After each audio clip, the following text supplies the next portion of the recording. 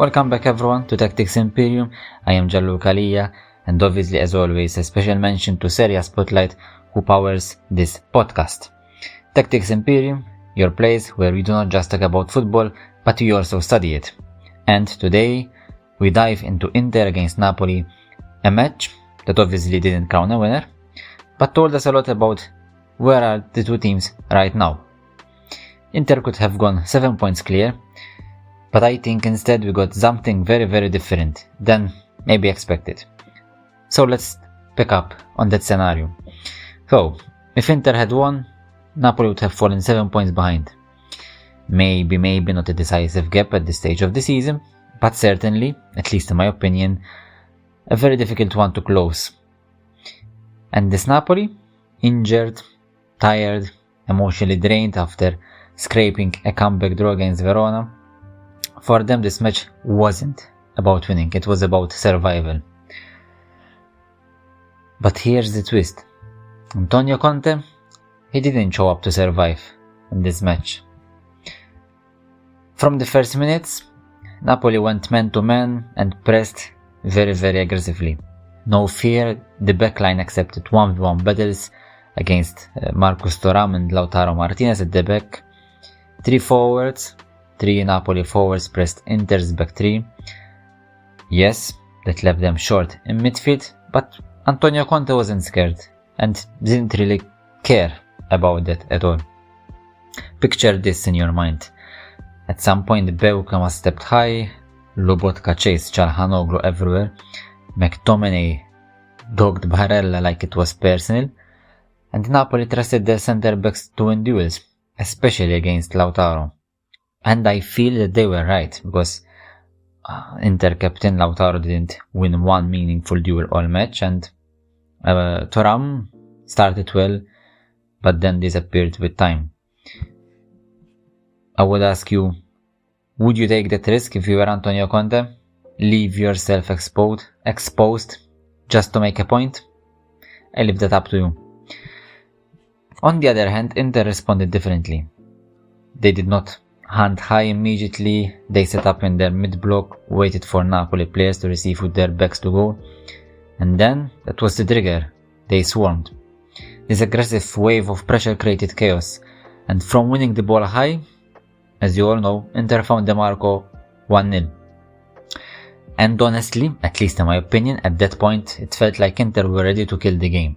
Because they started to recover everything high, they started to look sharper, they started to look faster and eventually more dangerous. But football is emotional. Football is based on moments. And I like to call this football swings. Because then came a move straight out of Conte's tactical notebook. Ball into McTominay, he plays it first time. Politano moves underneath Højlund, Højlund holds, lays it off, and Napoli slice Inter apart. And McTominay scores 1-1, and the energy now shifts at the San Siro. This wasn't random. These combinations are rehearsed, repeatable, pure Conte. At this point Højlund became the anchor. Strong legs, perfect timing, and winning duels against Akanji, linking constantly with Politano. And Napoli used these two, Højlund and Politano, like a wrecking ball to disturb Inter's defensive structure. Then, the second half begins and Napoli look in control. Clean chances for Højlund and De Lorenzo. As time went by, Inter's press started to lose its sharpness and Napoli then hit 65% possession and their build-up patterns started to work.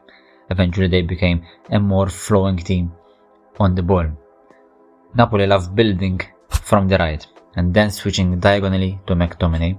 Lobotka moves inside to support him, so the Scotsman doesn't have to receive blind under pressure, which ironically is exactly where Inter had punished him earlier.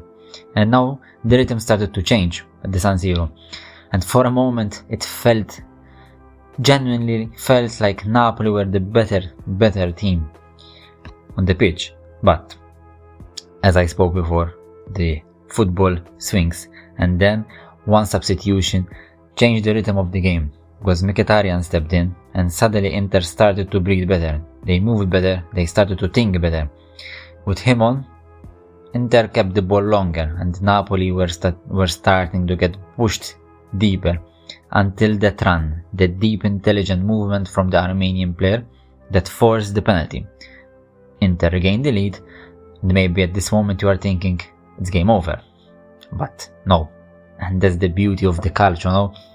Napoli looked tired, no real depth on the bench, but Conte still found a weapon, Noah Lang, and he reshaped everything again. De Lorenzo drops into defense, Politano moves wide in midfield, Lang and Elmas operating behind Højlund. And now, the Azzurri started to overload the box, like they always do when they are trailing. And McTominay punishes Inter again. Another killer run, another finish, and 2-2.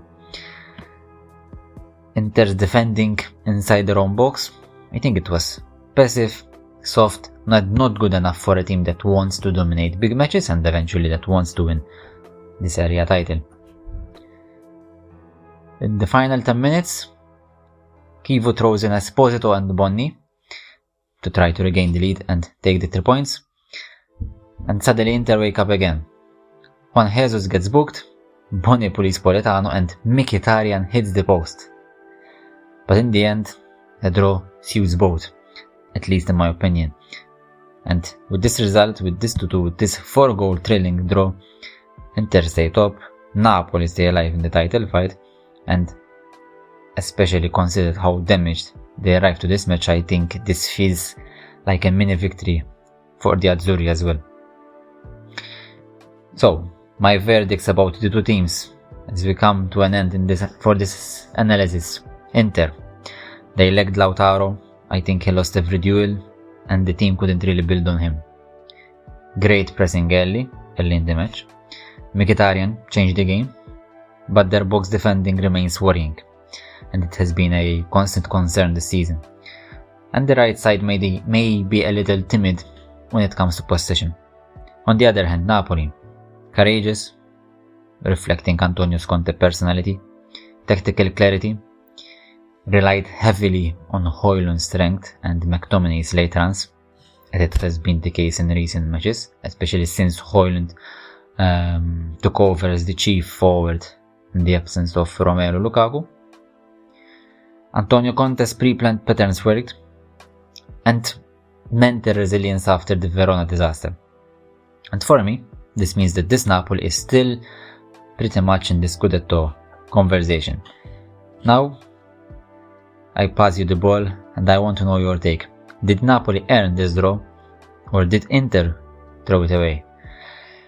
And to finish it up, I think this match did not decide the title, but it revealed some important things. It revealed which teams can suffer, which teams can adapt, and which teams has still growing up to do. Until then, alla prossima.